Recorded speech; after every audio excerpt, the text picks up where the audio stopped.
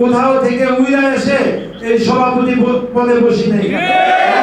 সংগঠন 7 তারিখে আপনার জেল থেকে আসার পরে আমি দেখি 6 তারিখে আপনার আমাদের ফতুল্লা থানা সংগ্রামী সাংগঠনিক সম্পাদক রিয়াদ মোহাম্মদ চৌধুরীকে একটি বহিষ্কারের চিঠি। বহিষ্কারটা কে করেছেন? ফতুল্লা থানার সাধারণ সম্পাদক অ্যাডভোকেট বারী সাহেব এবং সহ-সভাপতি সুলতান মাহমুদ সাহেব। তো যাই হোক, আমি তারপরের দিন আমি আমার একটি ওপেনিং আমি দিয়েছি লিখিতভাবে এবং মৌখিকভাবে। সেটা হলো যে এইভাবে বহিষ্কার হয় না। যেমন কালকেও আপনার সেই বারী সাহেব বলেছেন যে আমরা সবাই মিলে কি আর বহিষ্কার হয় নাকি? সবাই মিলে আমরা রিয়াদ চৌধুরীকে বহিষ্কার করলাম, আর উনি এসে না বুঝে না শুনে সে বহিষ্কার আদেশ প্রত্যাহার করলো। তা আমার সে হলো যে রিয়াদ মোহাম্মদ চৌধুরীর বহিষ্কারের বৈধতাই নেই, বহিষ্কারই হয় নাই। তাই এটা আমি আর প্রত্যাহার করার কি? আর আমি প্রত্যাহার করবো?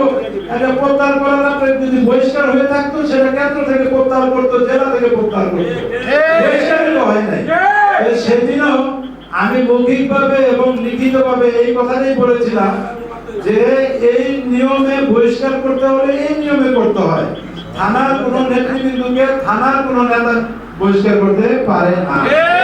সেটা বহিষ্কার করতে হলে জেলা কমিটি করবে, তাও কেন্দ্রকে অবগত করতে হবে।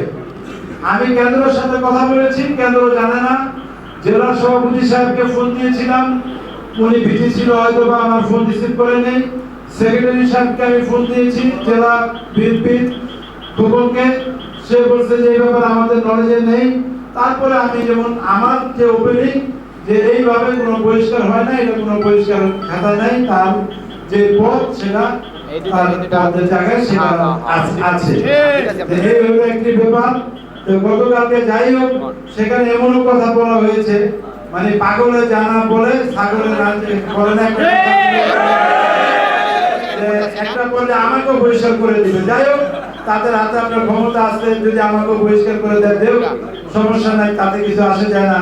যদি এটা আপনার কেন্দ্রে মেনে নেয় ভালো কথা, আর তারা যদি এভাবে বহিষ্কার করতে থাকে বিএনপি দ্বারা আপনার কোনো নেতা কর্মী থাকবে না। আমি তাদেরকে হুঁশিয়ার করে বলতে চাই যে বিগত আন্দোলন সংগ্রামে 7 জানুয়ারির আগে আপনাদের কাউকে, শুধু 7 জানুয়ারির আগে নয়, 16টি বছর আপনারা যারা আছেন তাদের কাউকে রাজপথে দেখা যায়নি। আমি যখন যুবদলের সভাপতি ছিলাম নারায়ণগঞ্জ তথা ফতুল্লা থানা, তখন কিছু সংখ্যক এই রতন ভাই সহ কিছু সংখ্যক নেতৃবৃন্দ আমার সাথে তখন রাজপথে ছিলেন।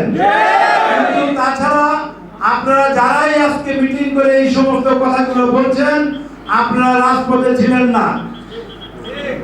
আপনারা আমাদের জেলা বিএনপি, আমি আজকে নাম ভেঙে বললাম, জেলা বিএনপি সংগ্রামী সভাপতি, আমি শ্রদ্ধার সাথে আমাদের সিনিয়র ওনার নাম করে আমি স্মরণ করতে চাই, আলাস গিয়াসউদ্দিন সাহেব যখন আসলেন, তখন তাদেরকে দেখলাম যে ইঁদুরের কাঁটা থেকে তারা বের হয়ে আসে।